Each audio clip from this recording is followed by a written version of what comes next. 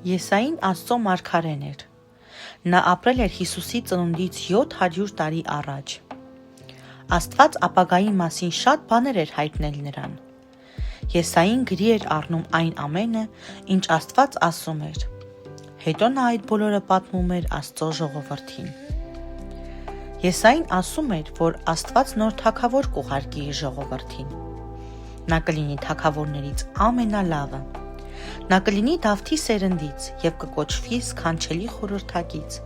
հզոր Աստված, իշխան հավիտենականության և հայր խաղաղության։ Նրան կծնի կույսը,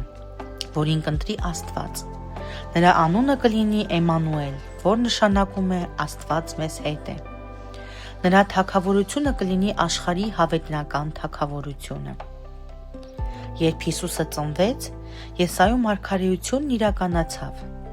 Հիսուսին, աշխարհի թագավորին, խոստացավ ուղարկել Աստված։ Եթե մենք սիրում և հնազանդվում ենք Աստծուն,